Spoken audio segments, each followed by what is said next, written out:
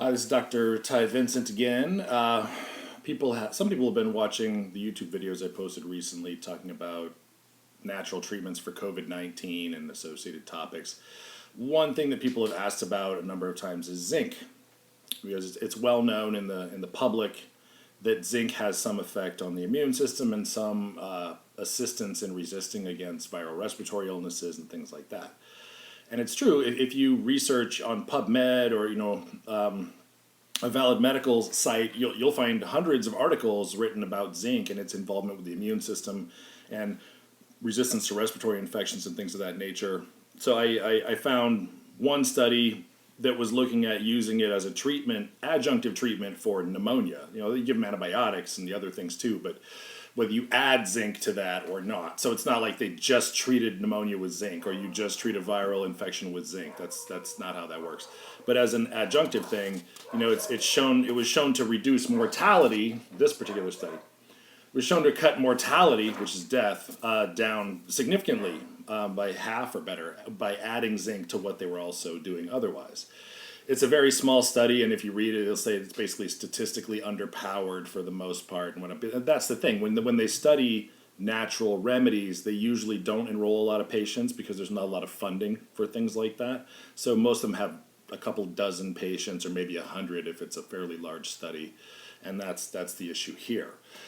There's more evidence out there looking at zinc supplementation versus not supplementing with zinc at preventing viral respiratory illnesses or advanced, more severe types of illnesses after viral respiratory infections, like getting pneumonia or some other thing.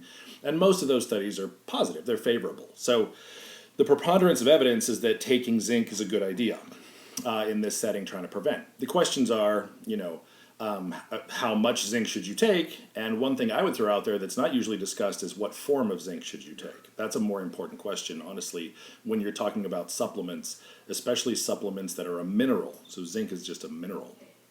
It's a metal, right? They make pennies out of zinc, for example. But don't go swallowing a penny every day thinking that that's a good zinc supplement. It's not. So one thing about this is don't wait until you're sick to start taking zinc. A lot of evidence out there looking at population nutritional status, even in America, like even in affluent cultures, zinc deficiency is very common. Like people don't get much zinc in our diet. Our food supplies have been very depleted in the agricultural world, and they don't use mineral supplements for fertilizer. They just use phosphorus and things like that. So and nitrogen-based fertilizers. So there's a paucity of zinc in our food. And it's one of the things that I think people benefit from supplementing with in a general sense. So then the question is, how much do you take and what form do you take it in? So for adults, let's talk about adult dosing.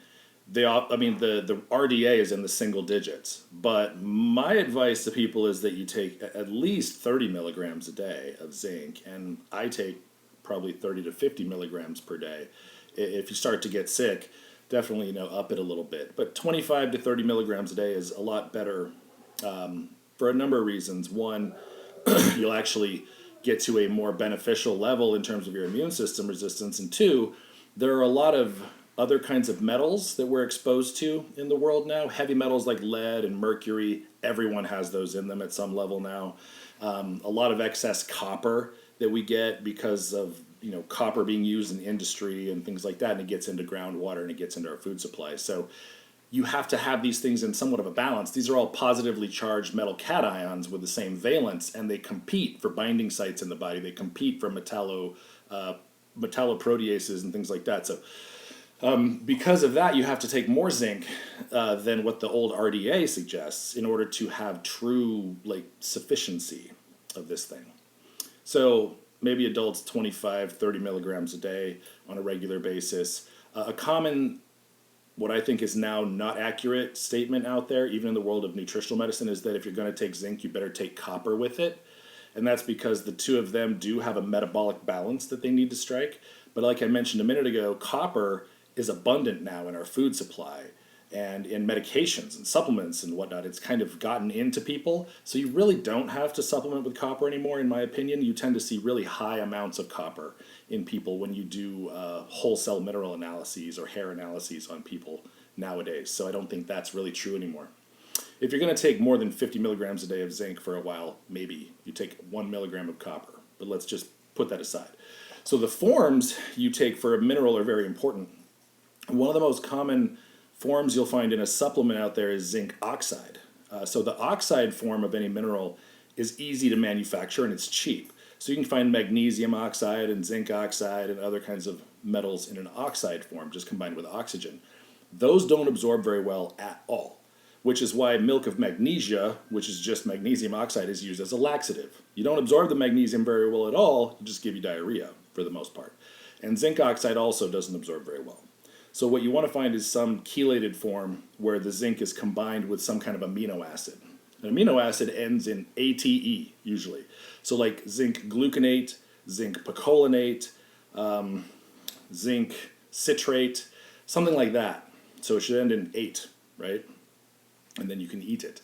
So those forms of zinc are easily metabolized and absorbed, digested by the body. In general sense, it's best to find like a powder capsule, a white powder capsule inside a clear gelatin capsule, because those break down and absorb pretty well just mechanically. Whereas if you get something that's a hard tablet, a lot of times they don't dissolve or absorb very well in the human system. You find loads of those in the sewage treatment plants because they just go right through you. So some kind of chelated zinc form, 25-30 milligrams a day for adults. If it's a child, less. It depends on how big the kid is. So maybe 10 milligrams a day for pretty young kids, preschool and middle school, like 20 milligrams a day as they get bigger. Teenagers can take the 25 to 30 milligrams a day range easily. And it's another thing that is probably worth taking.